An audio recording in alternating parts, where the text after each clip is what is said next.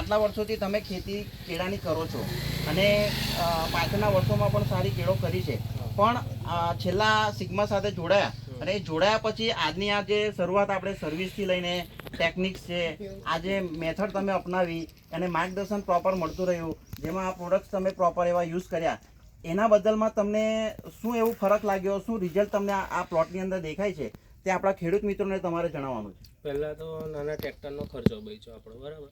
ત્યાર પછી એમ બીજી બધી રીતે જોવા જઈએ તો ડ્રિન્ચિંગ આપણે જે સુપિક સોઇલનું આવેલું એનાથી રૂટ સારા ડેવલપ થયા અને એ બધા મતલબમાં ઘણા રિઝલ્ટ સારા મળ્યા અને રેગ્યુલર વિઝિટ રહી તમારી. ઓકે, અને આપણે અત્યાર સુધીમાં અમે શું શું કરીએ થોડા ખેડૂત મિત્રોને જણાવશો?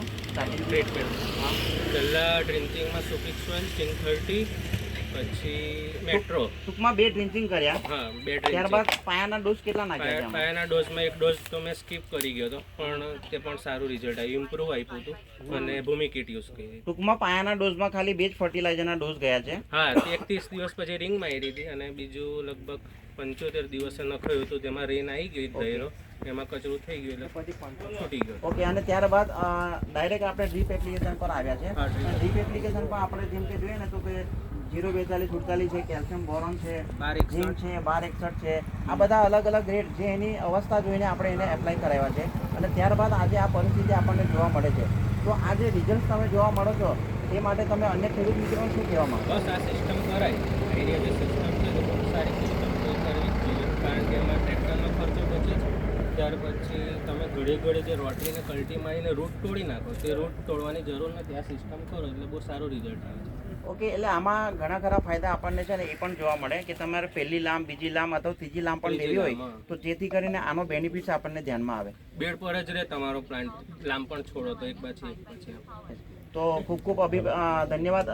તમારો પણ આભાર કે રેગ્યુલર વિઝિટ કરી અને આ સિસ્ટમ લાવ્યા અમારી માટે. ના દિવ્યરાજભાઈ, એ તો હવે અમારી સર્વિસ અમે એક ઉદ્દેશ અમારો એવો છે કે આ એરિયાના ખેડૂતો હજુ પણ એકચ્યુઅલી મારો એમ તો એ જ છે કે આ એરિયામાં ઘણા ખરા ખેડૂતો કેળાની ખેતી કરતા જ રહ્યા છે, પણ એકચ્યુઅલ હું કંપની તરીકે નહીં પણ હું એવી રીતના કહેવા માગું છું કે આવી ખેતી સારામાં સારી છે ને કરતા થાય એવો મારો એક અભિપ્રાય છે. કેમ તો કે અમને જે કંઈ નોલેજ છે એ વસ્તુ અમે એપ્લાય ખેડૂત સુધી લઈ જવાનો અમારો ધ્યેય છે અને એ ધ્યેય પૂર્ણ કરવા માટે અમે હંમેશા તત્પર રહીએ છીએ અને આવી જે જરૂરિયાત વસ્તુઓ છે જેમ કે સુપિક સોઇલ છે, 42-48 છે, એ અવસ્થા પ્રમાણે એનો યુઝ થાય એ અભ્યર્થના સાથે આજે આપણે આ કોસ્ટની કમ્પેરિઝનમાં હોય સિગ્મા બહુ ઓછું છે એમ. બીજી બધી આપણે પ્રોડક્ટ આડેધડ યુઝ કરીને નાખીએ એની કરતાં આ બહુ સારી વસ્તુ છે અને સોડિયમ ક્લોરાઇડ ફ્રી બધી પ્રોડક્ટ આવે છે એમની, એટલે 50 કિલોની ગુણો નાખવાથી ખેતી પાકે એ વસ્તુ ખોટી એમ.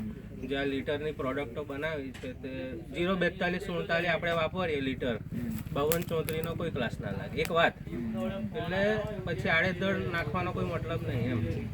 એટલે એ તમારો જે અભિપ્રાય આપ્યો અને આજે આપણે આ બધા ખેડૂત મિત્રો એ પ્લોટને જોઈને પણ હેપી છે.